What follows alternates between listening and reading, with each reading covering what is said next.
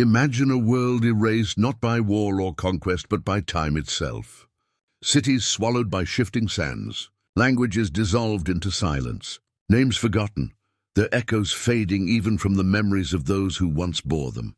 These are not the missing pages of history books. They are entire volumes torn from the shelves of time, scattered to the winds. Yet in the dust of crumbling temples, in shards of pottery and inscriptions half buried by centuries, fragments endure. Traces of civilizations so advanced, so strange, so luminous they seem to belong more to myth than to fact. Tonight, we step into that mist. We walk among the forgotten empires and silent ruins. This is not just a story of what humanity built. It's a meditation on what it lost. And as we follow the faint footprints of those who came before, one question will linger, like the echo of a long-forgotten prayer. How much of our own story have we truly forgotten? Settle in. Let the slow breath of ancient winds guide you through this journey across ages, before the roar of colonial expansion, before maps were redrawn by the hands of foreign powers. There was a kingdom in Africa that rivaled the greatest empires of its age. A realm so rich and influential that ancient Greeks listed it among the world's 4 great powers. Alongside Rome, Persia, and China, its name was Aksum, nestled in the rugged highlands of what is now northern Ethiopia and Eritrea. Aksum rose from the soil like a mirage. Between the 1st and 7th centuries CE, it commanded trade routes that connected Africa to Arabia, India, and the Mediterranean. It minted its own gold coins, built monumental obelisks of solid granite, and corresponded with emperors in Byzantium. Its ships sailed the Red Sea and the Indian Ocean. Its markets glittered with ivory, emeralds, frankincense, and silk. The kings of Aksum traced their lineage to the biblical union of Solomon and the Queen of Sheba, a lineage of divine right and earthly ambition. But the empire's story began humbly. Long before Aksum's rise, farmers and herders carved terraces into the Ethiopian highlands, coaxing crops from the earth. Over generations, their villages grew into chiefdoms, and from those, a kingdom was born. The Aksumites were a fusion of South Arabian migrants and native African peoples, their culture a bridge between continents. By the 3rd century CE, their capital city, also called Aksum, had become one of the most dazzling centers of the ancient world. Greek travelers wrote in awe of its wealth and sophistication, of its markets teeming with merchants from distant lands. And then there were the stelae, towering monoliths carved from single pieces of granite, some over 100 feet tall. Their faces bore intricate designs of false windows and doors, like stone imitations of palaces for the dead. These monuments, still standing today, remain engineering marvels, erected without modern tools or machinery. Aksum's prosperity was written not just in stone, but in metal. It was the first African civilization beyond Egypt and Carthage to mint its own coins, gold, silver, and bronze, stamped with the faces of its kings. When the empire adopted Christianity in the 4th century, the cross replaced the crescent on its currency. Centuries before Europe would follow suit. King Ezana's conversion made Aksum one of the earliest officially Christian empires on earth, and from its mountain churches and stone monasteries, a faith spread that still thrives in Ethiopia today. For centuries, Aksum was a crossroads of the ancient world, a civilization that traded with Rome, Persia, and India, absorbing ideas, technologies, and cultures from all. Its influence stretched across seas and continents, and then, just as mysteriously as it rose, it began to fade. By the 7th century, the winds of history shifted. Across the Red Sea, a new faith was rising, Islam.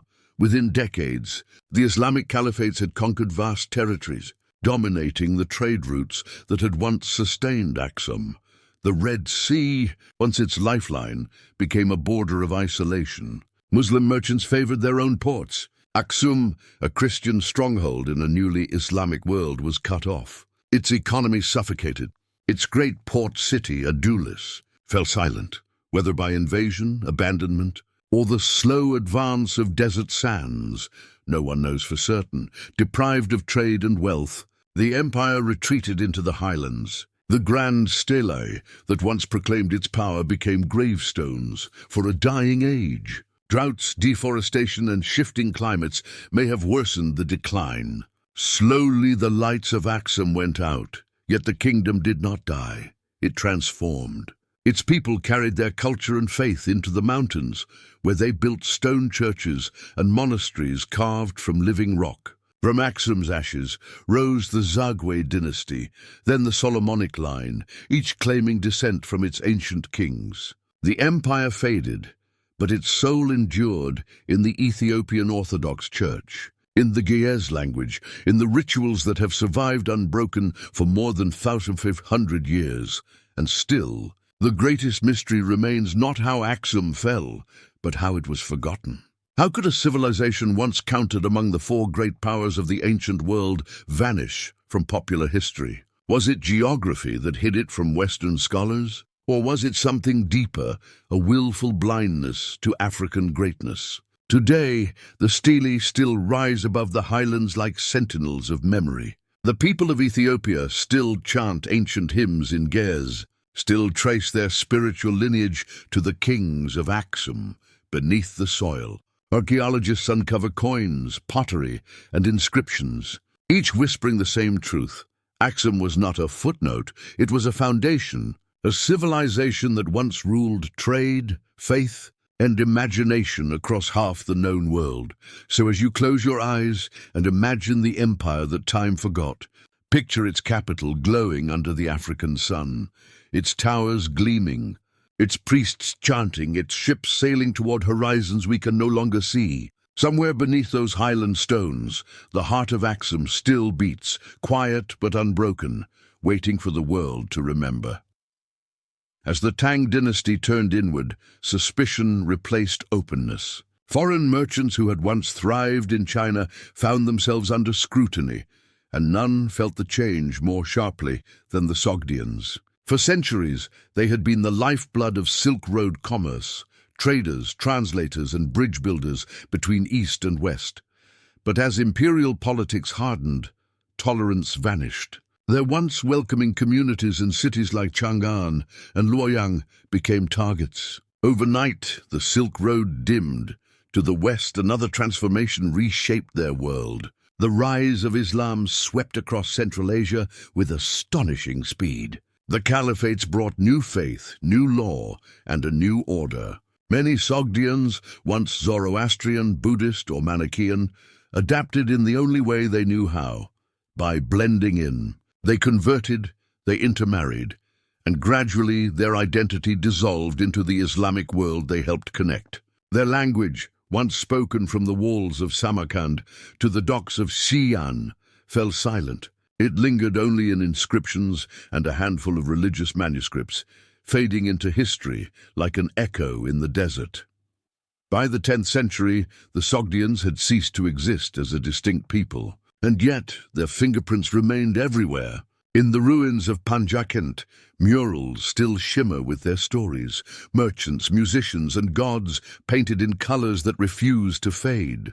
In Chinese tombs, stone carvings of Sogdian horsemen and celestial guardians stand as silent witnesses to their influence. Even in language, traces survive. Sogdian words tucked inside Persian, Arabic and Chinese, fossilized reminders of a culture that once carried the world's commerce on its back.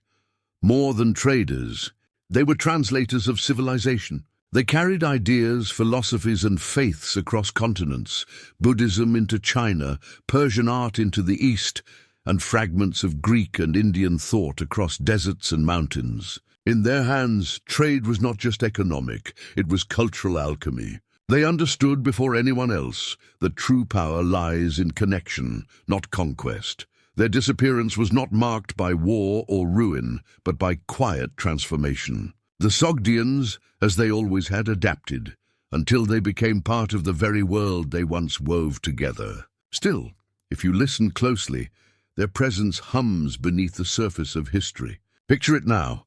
A final caravan crossing the frozen passes of the Pamirs, camels swaying under snowlight, an old merchant humming in a language no longer spoken. His children speak Persian. His grandchildren forget the word Sogdian, but the desert remembers. The roads they built, the stories they carried, the empires they linked, those endure. Long before the rise of mighty Persia, before the name of Cyrus the Great echoed through marble halls, another civilization ruled the valleys of the Zagros Mountains, mysterious, resilient, and unlike any other. They were the Elamites. Their story begins more than 4,000 years ago in what is now southwestern Iran, where mountains meet fertile plains. From their capital at Susa, the Elamites built a kingdom that flourished before Babylon, before Assyria, before Persia. They spoke a language unrelated to any other known tongue, neither Semitic nor Indo-European, a linguistic orphan that still defies complete understanding. They were warriors and artisans both. Their kings rode in bronze-clad chariots, their banners fluttering above the dust of battle. Yet they were also builders of temples, carvers of seals, creators of art, filled with strange, haunting beauty. Their gods, Kirisha, Inshushinak, Napirisha, were as elusive as their language, worshipped in sanctuaries of mud brick and stone, guarded by secrecy and song. Much of what we know of them comes from their rivals.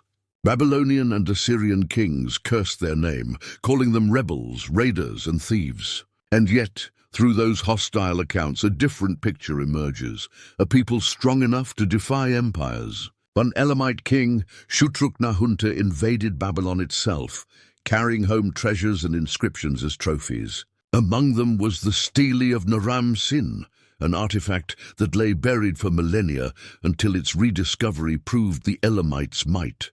Their record is fragmented, scattered across clay tablets and broken ziggurats. But in that silence lies mystery. Unlike the centralized monarchies of Mesopotamia, Elam often ruled as a confederation of city-states, Susa, Anshan, Awan, each semi-independent but bound by blood and shared tradition. It was a fragile but innovative system, hinting at political pluralism long before its time. Their art, too, spoke a language of its own. Figures with elongated forms, detailed garments, and expressive eyes that seemed to look straight through time. Their temples were not grand like Babylon's. They were intimate, enclosed, places of hidden ritual. Elamite religion was private, secretive, a dialogue between the human and the divine, whispered in the shadowed heart of mountains. When Persia rose in the 6th century BCE under Cyrus the Great, it did not destroy Elam, it absorbed it. Susa became a Persian capital. The Elamite language was preserved in the Achaemenid administration, used alongside Old Persian and Akkadian. Thousands of Elamite inscriptions survived from this later era, proving that the voice of Elam lingered long after its kings were gone. Today, the Elamites exist only in shards, broken tablets, carved bricks, the faint echo of a name, but their influence endures.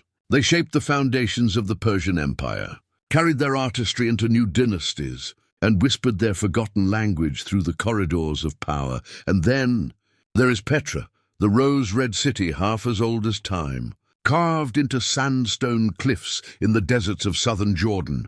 It was once the beating heart of the Nabataean civilization, a kingdom of engineers, merchants, and poets who turned one of the world's harshest landscapes into a masterpiece of stone and water.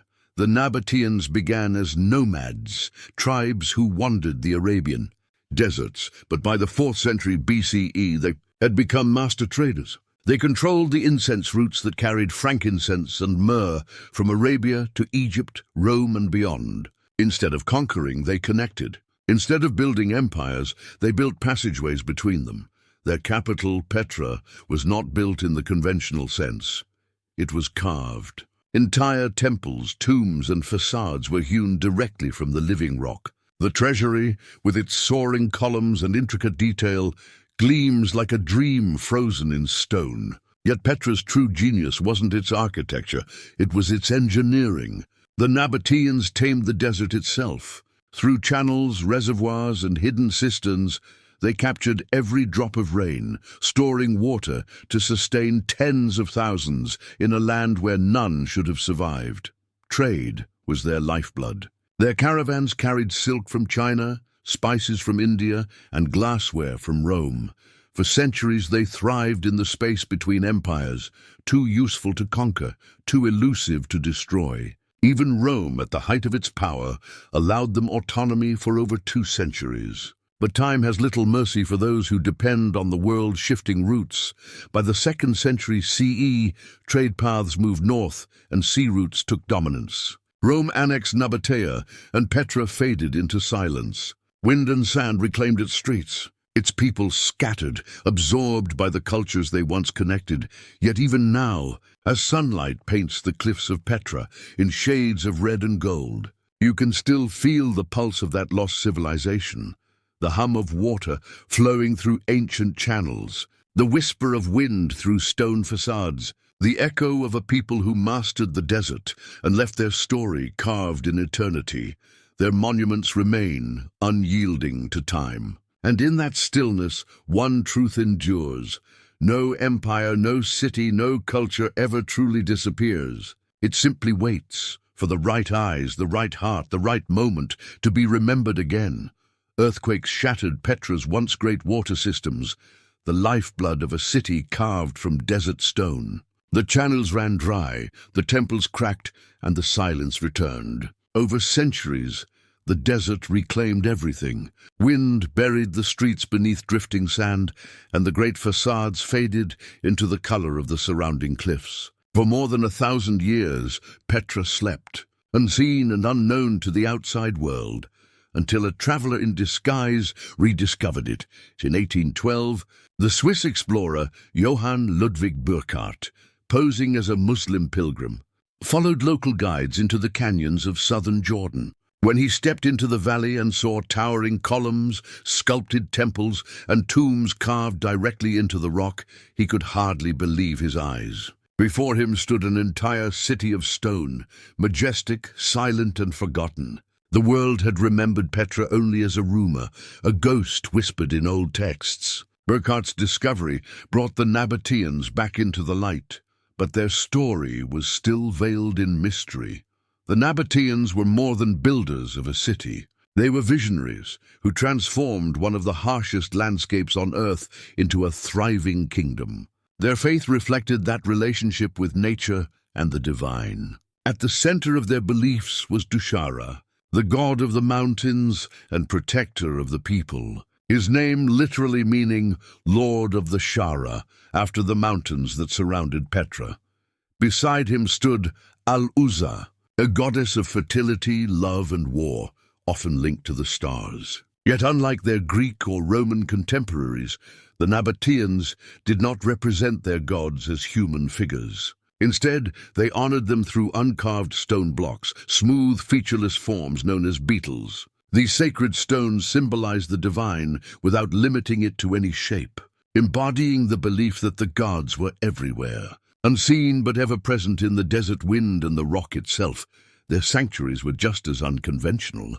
High above Petra's cliffs, they carved open-air altars known as high places, where priests conducted rituals under the open sky. Offerings of incense, oils, and animals were made to the gods as worshippers gazed out across the valleys. It was a religion rooted in the landscape, shaped by the elements, and infused with the quiet majesty of the desert.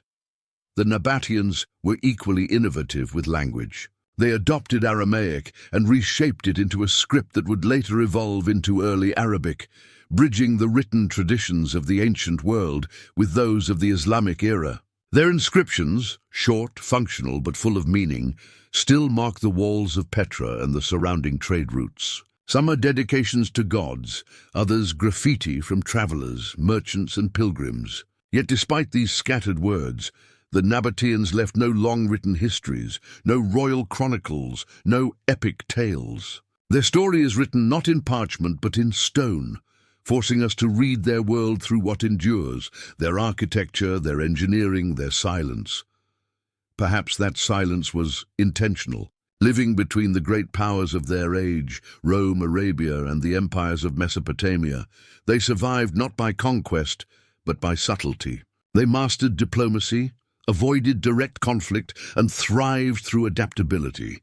To the Nabataeans, permanence was not found in armies or monuments, but in understanding the rhythms of the desert. They built their cities to blend with nature rather than defy it, carving their temples into the living rock so they would be one with the earth. And when the world changed, they adapted again. By the time Rome annexed their territory in 106 CE, Petra's influence was already waning. Trade routes shifted to the sea, cutting off the flow of caravans that had sustained their wealth. Then came the great earthquake of 363 CE, which destroyed much of their intricate water system. Without it, the city could no longer sustain life. As the Byzantine Empire rose and desertification spread, Petra fell silent. The wind returned to whisper through its canyons, and the desert swallowed the rest. But the Nabataeans never truly vanished. Across Arabia and the Levant, archaeologists continue to uncover their hidden cities.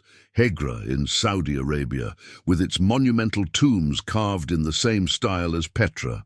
Avdat in the Negev, where Nabataean farmers built terraces to harvest rain. And forgotten towns beneath the dunes still waiting to be unearthed. Even today, echoes of Nabataean life remain in the architecture, language, and traditions of Arab peoples. Their influence lingers in the curves of desert arches, in the script that evolved from their alphabet, in the quiet understanding of how to live in balance with an unforgiving land.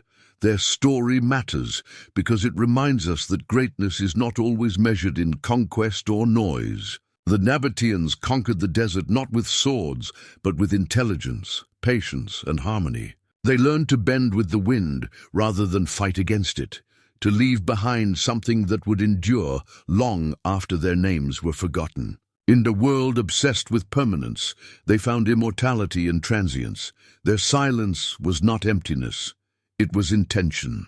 Their disappearance was not defeat, it was return. They returned to the sands that protected them, to the stones that held their secrets, to the quiet that now tells their story. Somewhere beneath the dunes, in an untouched tomb or a buried inscription, another fragment of their world still waits, silent, patient and eternal, far to the north. In the rugged heart of Anatolia, another civilization once rose and fell, the Hittites.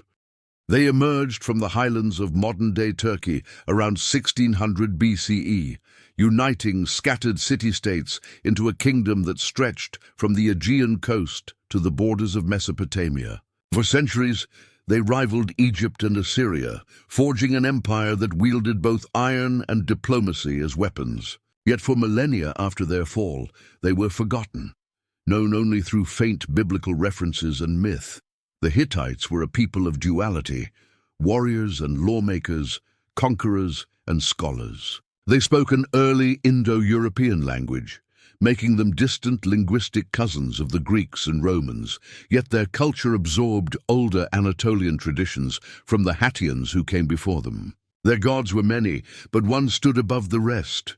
Tarhunt, the storm god, lord of thunder, war and justice. He was the symbol of the Hittite state itself, a reflection of power tempered by order. Their kings ruled as his earthly representatives, claiming divine right, not through arrogance, but through duty. They were among the first to master ironworking, a discovery that changed the world. While others still forged bronze, the Hittites learned to smelt iron from ore, creating weapons and tools of unmatched strength. Their armies, armed with iron blades and swift chariots, became a force that reshaped the balance of power across the ancient Near East. The Hittite chariot, light, fast, deadly, turned the tide of battle time and again. None more famous than at Kadesh, where the armies of Pharaoh Rameses II clashed with those of King Muwatalli II. The result was stalemate, but also something unprecedented. The world's first known peace treaty, carved into stone, sealing a pact between two ancient superpowers. Yet power is fleeting. Over the centuries, internal struggles, succession crises, and famine eroded their stability. The empire, once unified under strong kings, began to fracture. Around 1200 BCE, the world itself seemed to collapse. A mysterious wave of invaders, known as the Sea Peoples, swept through the eastern Mediterranean, burning cities and breaking empires. The Hittite capital, Hattusa, fell in flames. Its palaces crumbled, its archives charred. When the smoke cleared, the empire was gone.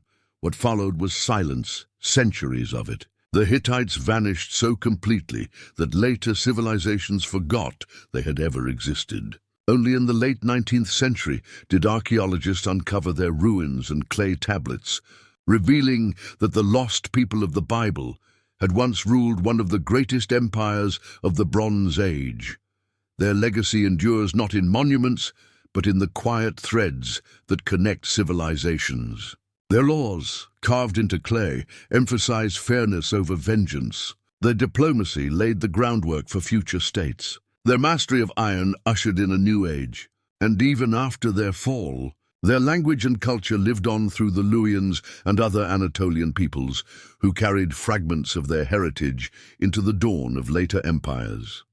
Like the Nabataeans and so many others, the Hittites remind us that history is not a straight line of rise and fall, but a cycle of memory and forgetting. They built their world in the shadow of storms, believing that even chaos could be mastered. And though their cities lie in ruins, and their names have faded from the lips of time, their storm still echoes, softly, like thunder rolling over distant mountains. Refusing to be completely forgotten, of all the Hittite gods, none was more influential than Teshub, the storm god.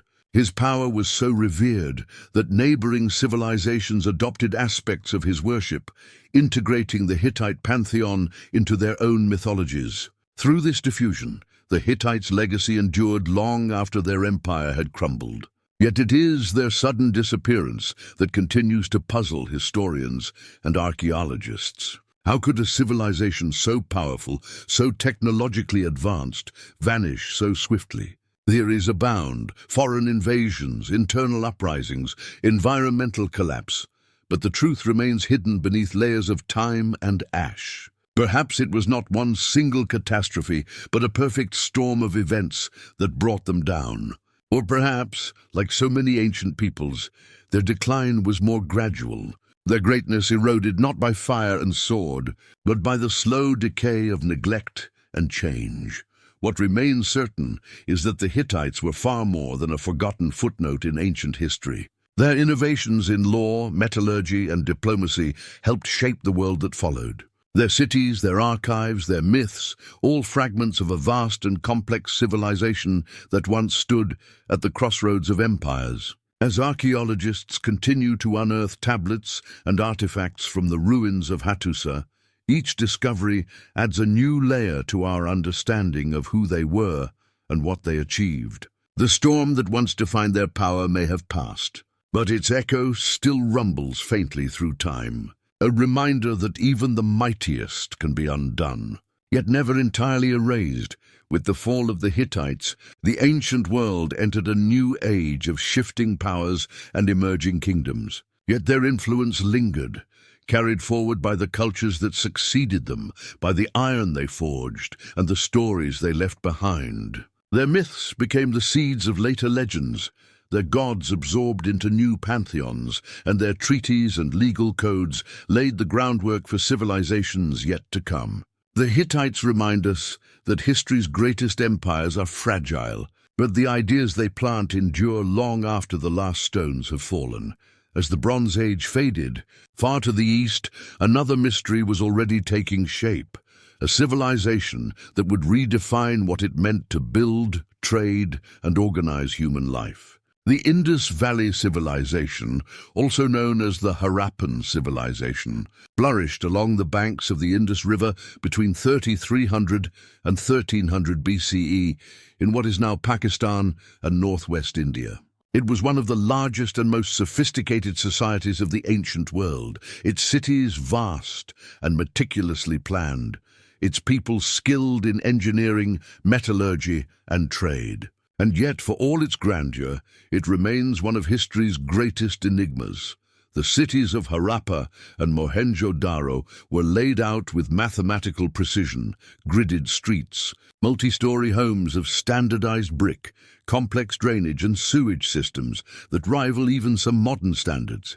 Water flowed through covered channels, baths were constructed for ritual use, and every structure reflected a deep sense of order and communal design. There were no towering monuments or ostentatious palaces, no evidence of grand kings or tyrants, suggesting a society driven by collective purpose rather than individual glory.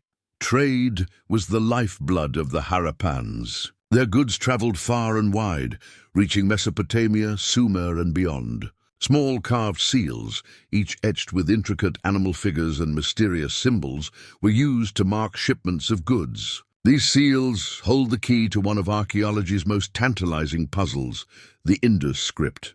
Comprising over 400 distinct symbols, the script has been found on seals, pottery, and tools, but it remains undeciphered. No bilingual inscriptions like the Rosetta Stone have ever been discovered, leaving scholars unable to unlock its secrets. Some believe the symbols represent a full written language. Others think they might be a system of pictographs used for trade or religious ritual. Artificial intelligence and statistical analysis have been applied in recent years to search for patterns within the script. But even modern technology has yet to reveal its meaning. The consistency of the symbols across thousands of miles suggests a unified culture with strong central organization. Yet the purpose of the writing, whether practical, spiritual, or ceremonial, remains unknown. Without written records, the Harappans must be understood through their artifacts. Their sculptures, pottery, and jewelry reveal a people who valued beauty, symmetry, and craftsmanship. Figurines of women, possibly deities of fertility, appear alongside depictions of bulls and other sacred animals. Despite the absence of known temples or royal tombs, there is clear evidence of ritual life. Public baths and fire altars that hint at ceremonial practices shared across the vast expanse of their civilization.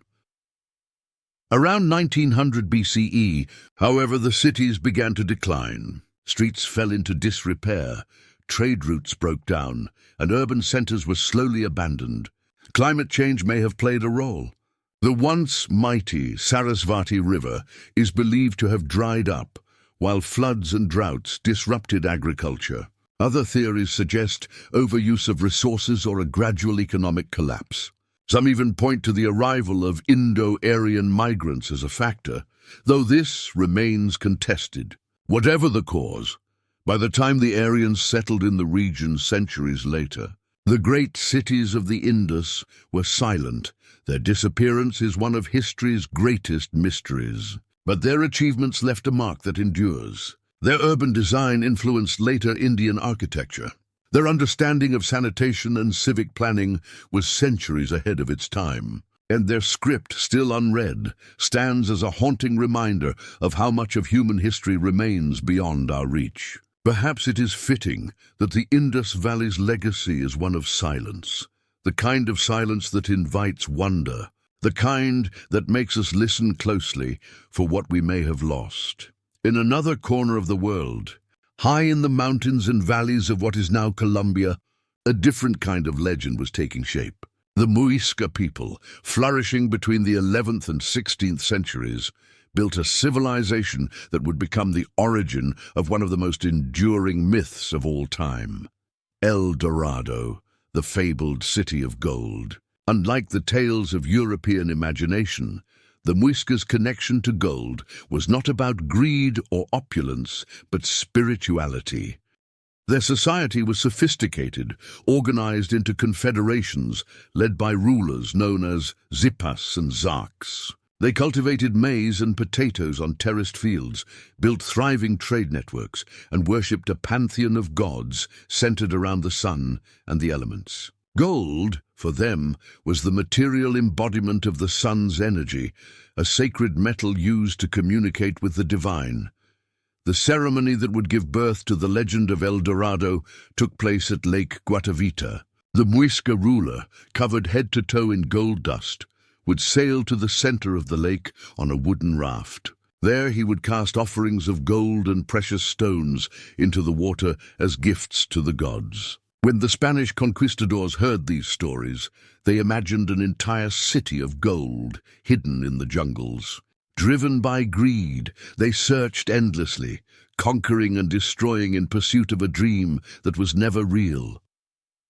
What they failed to understand was that El Dorado was never a place. It was a ritual, a symbol of harmony between humanity, nature, and the divine. The Muisca's goldwork, delicate and intricate, reflected not wealth but reverence. Their artisans crafted stunning figures and ornaments, each piece representing spiritual beliefs and cosmic balance. When the Spanish arrived in the 16th century, the Muisca world changed forever. Their temples were looted, their leaders captured, and their rituals suppressed. Yet even in ruin, their legacy endured. The legend of El Dorado lived on, transformed into a tale of greed and ambition, while the true meaning, the devotion, artistry, and spiritual depth of the Muisca people was largely forgotten. Today, artifacts like the golden raft of Guatavita, now preserved in museums, remind us that the myth was rooted in something far more profound than treasure. The Muisca understood that gold's value was not in possession, but in offering. Their story, like those of the Hittites and the Indus Valley, speaks to a timeless truth. Civilizations may rise and fall, but their spirit endures in myths in ruins. In the glint of gold beneath centuries of dust, the Spanish came to South America, driven by an unquenchable hunger for gold and glory. But what they found among the Muisca people was something far more profound. The legend of El Dorado had already taken root in their imagination, a city of pure gold hidden deep in the mountains, waiting to be claimed. Guided by whispers and ambition, the conquistadors launched expedition after expedition across the continent, cutting through jungles and scaling mountains in search of the fabled treasure. They never found the city because it never existed. What they did discover, however, was a civilization whose relationship with gold was not one of greed, but of faith.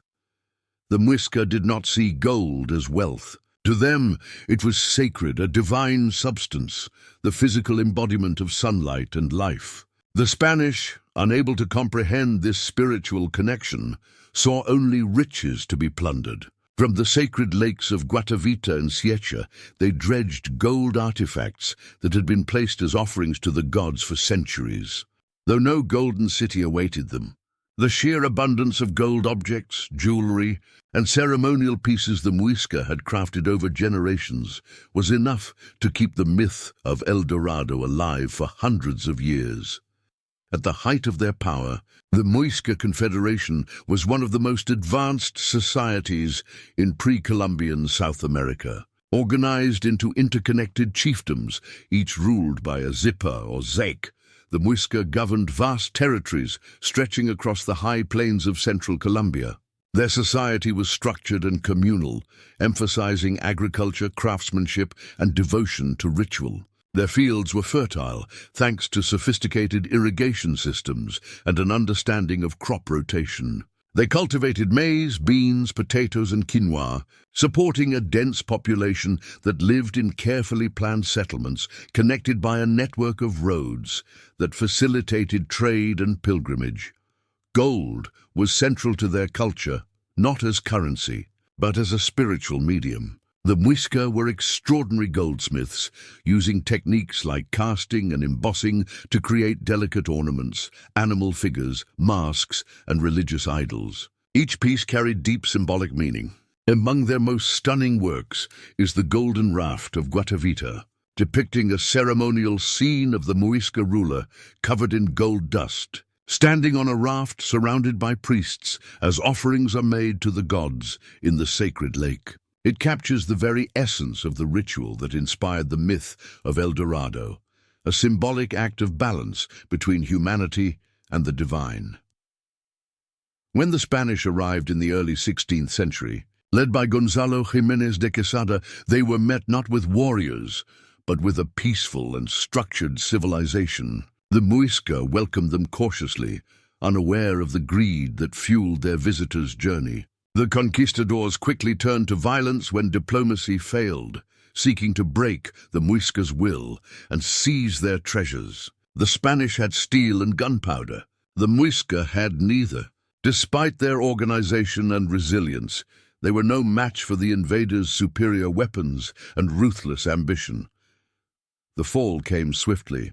The Muisca rulers, realizing the Spanish were driven only by gold, attempted to negotiate. The Zipa of Bacatá Tisquesusa offered the invaders a vast ransom in exchange for peace, but treachery followed. The Spanish executed him and dismantled the Confederation's leadership. Within years, the once flourishing Muisca world had collapsed. Their sacred lakes were desecrated, their temples destroyed, and their artisans forced to work for foreign masters. Yet, even in defeat, the Muisca spirit endured. Their traditions, language, and artistry survived in hidden ways, woven into the fabric of Colombia's cultural heritage. The golden raft, now preserved in Bogotá's Gold Museum, stands as a silent witness to their brilliance. It is not merely an artifact, but a story cast in metal, a reminder that the true El Dorado was never a city, but a civilization that understood gold not as power, but as a bridge between the human and the divine. The Muisca Confederation may have vanished from the political map, but their legacy runs deep in the soil and stories of the Andes.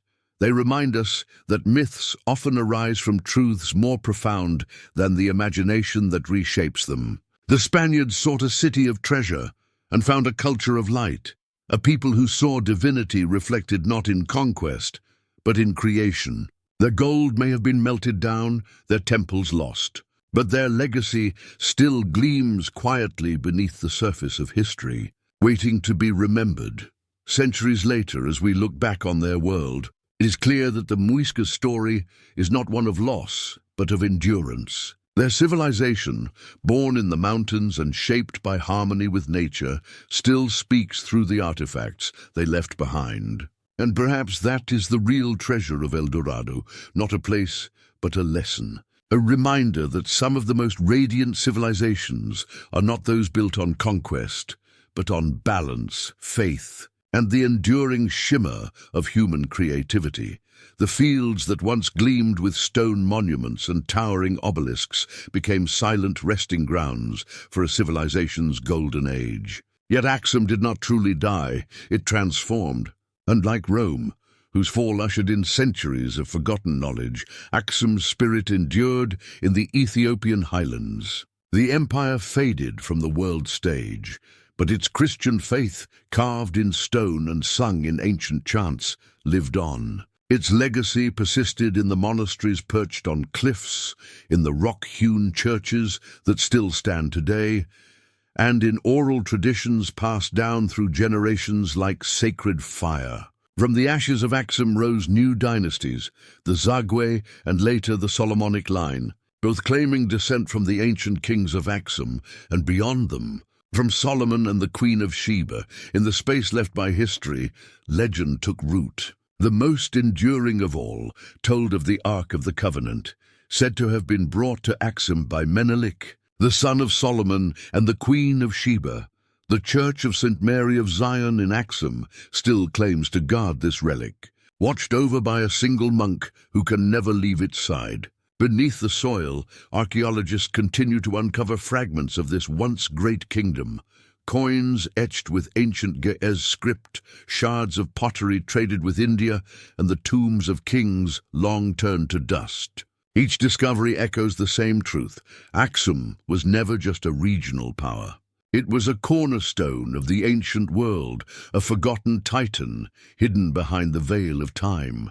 And yet perhaps the greatest mystery of all is not how Aksum fell, but why the world forgot it. Roman chroniclers once counted Aksum among the 4 great powers of their age, alongside Rome, Persia, and China. Today, its name rarely appears in textbooks or popular memory. Is it simply because of geography? Because history has so often been written through a Western lens? Or is it something deeper? a reluctance to acknowledge that Africa once gave birth to an empire as brilliant and influential as any in antiquity. Whatever the reason, the stones of Aksum still stand. The obelisks cast their long shadows over the highlands. The ancient liturgies are still sung in Ge'ez, and the people of Ethiopia continue to walk the land of their ancestors, carrying within them a legacy older than most nations on earth. Somewhere beneath the soil of northern Ethiopia, beneath the ruins and the stars, the heart of Aksum still beats, quiet, eternal and waiting to be remembered. Long before ships, airplanes and trade agreements connected the world, there were the Silk Roads, vast ribbons of sand and stone that tied together empires through the movement of goods, people and ideas. Along those ancient routes thrived a people whose name few remember today, the Sogdians. They were not conquerors or kings but connectors, the unseen force that wove together east and west. Their homeland lay in the fertile valleys of what is now Uzbekistan and Tajikistan, centered around the cities of Samarkand, Bukhara and Panjakent. These cities were not capitals of vast empires, but crossroads buzzing with merchants, translators and artisans. Cosmopolitan and multilingual, the Sogdians became the lifeblood of the Silk Road, carrying silk from China, glassware from Rome, ivory from India and silver from Persia. They were more than traders.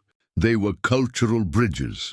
Their language, rooted in Persian, absorbed words from Greek, Chinese and Indian tongues, a perfect reflection of their world-spanning connections. Their faiths were just as diverse. Among them were Zoroastrians, Buddhists, Nestorian Christians, and followers of Manichaeism, each belief collected like a precious relic from their journeys. In China, they became interpreters, entertainers, and diplomats. Chinese emperors granted them official titles, recognizing how essential they were to trade and diplomacy. In murals unearthed from the ruins of Panjakent, we see scenes of masked dances, battles, and feasts painted with a fusion of Greek and Persian styles. Their art reveals a people who saw the world in color and motion, blending mythologies and aesthetics from every culture they encountered.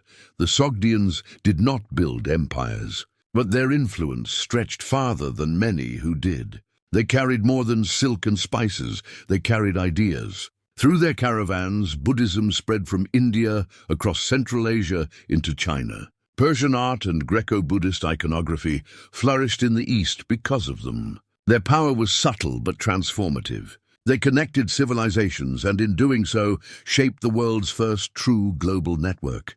But every thread frays in time. In the 8th century, the Tang dynasty, once open to foreign merchants, grew wary of outsiders. Suspicion replaced trust, and after the An-Lushan rebellion, led by a general of Sogdian descent, their communities in China became targets. Many were expelled or forced to assimilate. Meanwhile, Islam swept across Central Asia, reshaping the cultural and religious landscape. Many Sogdians converted and blended into the rising Islamic world. Their distinct identity slowly dissolved, their language fading into whispers, preserved only in inscriptions and loanwords scattered across Persian, Arabic and Chinese. By the 10th century, the Sogdians as a people had vanished, yet their legacy lingered. Their cities, their murals, their linguistic fingerprints still echo through the lands they once traversed. They taught the ancient world a quiet truth, that the greatest empires are not built by warriors, but by those who connect, translate, and share. Even as their caravans disappeared into history, their influence endured in every culture they touched. In a sense, they achieved immortality not through monuments of stone, but through the invisible web of exchange that still binds the world today. Before Persia, before the rise of Cyrus the Great, another civilization ruled the mountains of southwestern Iran, the Elamites. They were mysterious, ancient even to their neighbors, and their language remains unlike any other known tongue. From the city of Susa, they forged a culture both powerful and enigmatic. They built temples and ziggurats, crafted intricate jewelry and seals, and recorded their laws on clay tablets. Their gods, Kirersha in Shushanak, Napirisha, were worshipped in secretive rituals, hidden within sanctuaries behind high walls. The Elamites were not only warriors, but innovators. Their kingdom operated as a confederation of city-states rather than a single centralized empire. Power was shared among family members and governors in a surprisingly sophisticated system for its time. They borrowed from Mesopotamia, but never copied it. Their art was more fluid and expressive, their temples more intimate, their spirituality more inward. For centuries, they were both rivals and trading partners to the great powers of Babylon and Assyria. When their kings triumphed, they carried home the spoils of war, including the famous stele of Naram-Sin, an artifact of Sumerian conquest that would be found millennia later, buried in Elamite soil. When the Persian Empire rose, it did not erase Elam, it inherited it. The Persians adopted Elamite scribes, language, and architecture. Susa became one of the capitals of the Achaemenid Empire. The administrative records of Persia, written in Elamite cuneiform, show that even centuries after its supposed fall, Elam's influence pulsed through the veins of empire. But over time, its identity faded, its language fell silent, and its cities sank beneath the dust. Even so, the spirit of Elam endures in the archaeological ruins that dot Iran's landscape, in the ziggurats that predate Persia, and in the half-deciphered tablets that whisper of forgotten kings. The Elamites remind us that history is not only written by conquerors, but also by those whose quiet resilience shaped the world in ways words can barely capture. And then there is Petra, the rose-red city carved, not built, a wonder of stone and shadow. Its creators, the Nabataeans, turned desert rock into living architecture. They channeled rain into hidden reservoirs, carved temples into cliffs, and built a civilization that thrived not on war, but on trade and adaptation. Their god Dushara watched from the mountains, and their language, born from Aramaic, became a precursor to Arabic. Even when Rome absorbed them, their artistry and ingenuity endured, etched into the sandstone that still glows at sunset. Empires rise and fall, yet each leaves something behind, a word, a wall, a whisper in the wind. From Aksum's sacred obelisks to Sogdian murals, from Elam's buried ziggurats to Petra's silent tombs, these lost civilizations remind us that history is not a single story. It is a tapestry woven from countless forgotten threads, threads that still shimmer beneath the sands, waiting to be rediscovered.